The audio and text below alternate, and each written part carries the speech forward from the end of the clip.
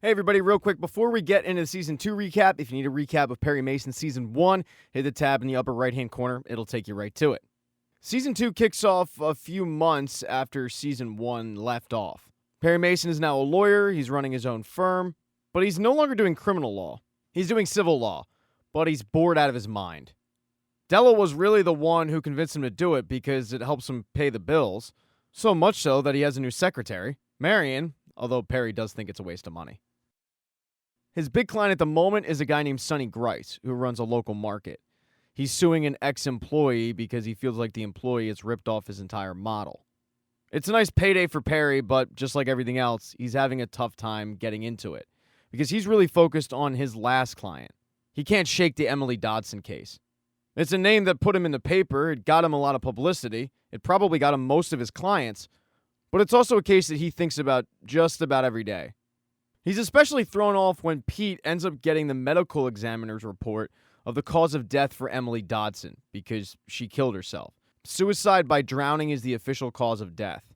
Emily was found floating face down in the river, and it's something that Perry just feels guilty about. Even though Emily won the case, she couldn't live without her son, and it was just too much for her. To get his mind off of things, Perry ends up taking a motorcycle that he won from a client out for a drive, but he ends up crashing it and scraping up his knee pretty good. And it's noticeable the next day when he comes to court that he is bleeding. But he still ultimately has a job to do to cross-examine Ed Patel, Sonny Grice's former employee. The defendant's lawyer puts up a pretty good fight. He makes the case that his client came up with a lot of the things that Sonny is currently using, but Perry's just a little bit better. He points out that, yes, while it might be true that Ed did come up with these ideas, he did so under the umbrella of Sonny. He was a hired, paid employee by Sonny Grice, therefore, he can't just take these ideas and create his own thing. He then pulls out a pretty damning photo for Patel that all but cinches the case for Sonny Grice. Although when they get out of the court, Della isn't too happy with the way that Perry handled himself. They also have a meeting with a future client that Perry has no interest in going to, so Della has to go it on her own. And like many civil cases, it's a pretty boring topic, but it's not a complete loss for Della. It looks like they are going to take this client on, but also she catches the eye of a female. They end up running into each other in the bathroom. Her name is Anita St. Pierre, and she is very direct. She suggests that the two get out of there, but Della can't. She can't just leave this client sitting there. So Anita gives her card and says, give me a call.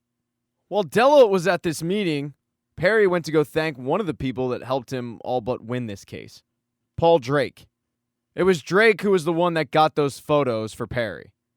Ever since Drake left the police force, he's been working for Perry. But with civil suits, there isn't much work to go around. Perry does feel really guilty about this. He shows up at Paul's birthday party and apologizes for the lack of work.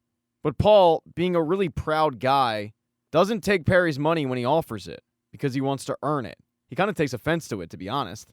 Either way, when Perry leaves, he thinks there's got to be a way to get Paul more money and more work. And he starts thinking about ways to do that. The next day, though, he gets great news. Thanks to Paul's hard work, the defense wants to reach a plea deal. They go to give Sonny Grice the good news, but Sonny Grice is a killer. He doesn't just want to win this case, he wants to ruin Ed Patel. And both Perry and Della try to talk him out of it because there's just no need for it, but Sonny Grice is just a real son of a bitch. And he tells them that if they're not willing to take this thing to a verdict, which he knows he'll win, then he'll find somebody who will. So in order to pay the bills, they unfortunately have to do something that they don't want. Ruin a guy's life. What Sonny really wants to do is have Ed Patel hand over his store. The thing that he worked his entire life for. His family's life savings has gone into this store. Sonny offers that he'll just take it over completely, leaving Ed penniless. And Ed, who has no choice in the matter because he can't pay the fine, which is $5,000, he has to. And the whole time, Perry has to watch Ed's family crying, knowing that their life savings is now down to nothing. It's a pretty scummy feeling. The one thing he can feel good about is he was able to find Paul work. He calls up Pete Strickland and tells him about the situation, and Pete actually does have something that Paul can help him out with.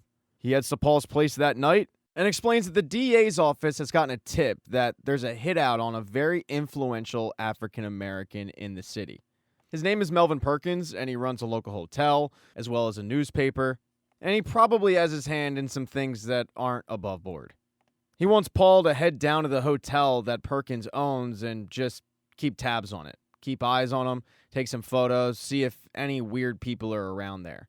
Paul knows that the only reason why he's getting hired to do this is because it's a colored hotel. But he also knows that he needs the money, and it's easy work. You just got to go there and snap a few photos inconspicuously. So he takes the job.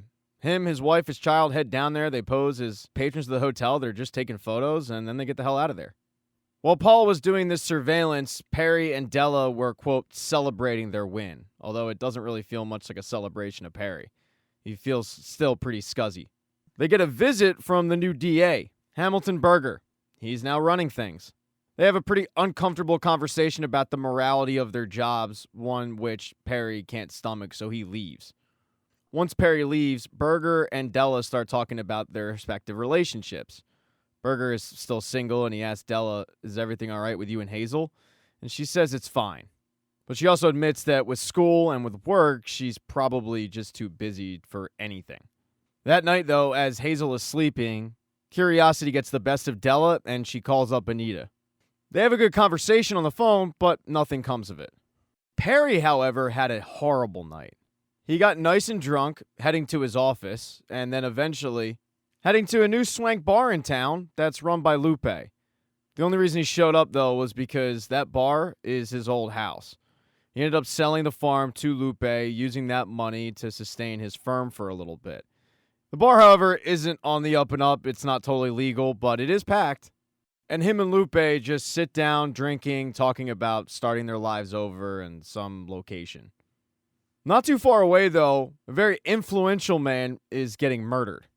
This guy's name is Brooks McCutchen, and his father is more influential than he is.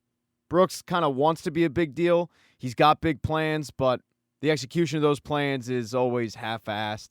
One of these guys that talks a big game but never delivers. And his father, Lydell, kind of knows that. Lydell owns a club that Brooks runs, but he rarely stops by. And on one particular day, Lydell does stop by because he has something to discuss with Brooks.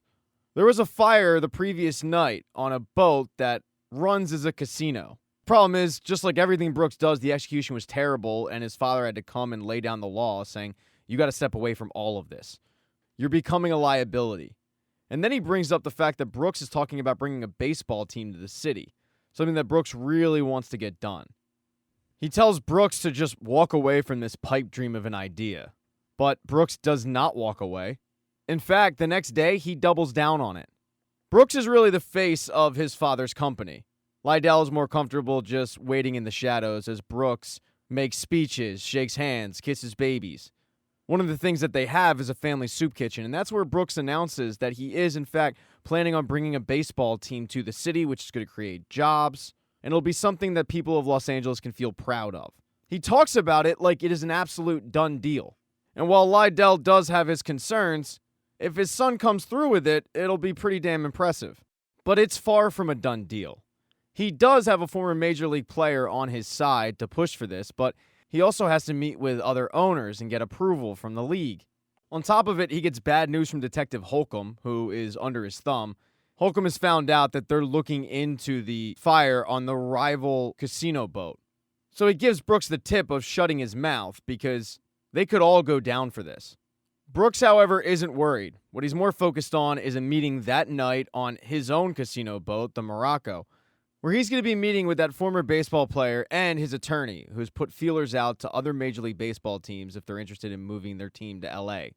Before he leaves, he has his two boys kiss his lucky gold coin, and then he heads off. But the meeting doesn't go as planned. He basically gets told it's not going to happen. They're not going to come west of the Mississippi. Nobody thinks that Los Angeles can be a baseball town, and that's really frustrating to Brooks because he's put everything into this plan. He's not going to give up, though. He's going to keep pushing forward. Or at least he had planned to. Until he was sitting in his car, waiting to go home, thinking about what happened that night, when somebody comes up on him and shoots him right in the head. Thank you so much for checking out this recap. Please consider subscribing to the channel and subscribing to my Patreon. Hit thumbs up if you liked it. Smash that thumbs down button if you thought it sucked. If you left a comment, I don't get back to you. I usually don't check the comments unless they're like a super comment. Also, if you don't see the next video up on the end screen, not to worry, it'll be up in a day or two.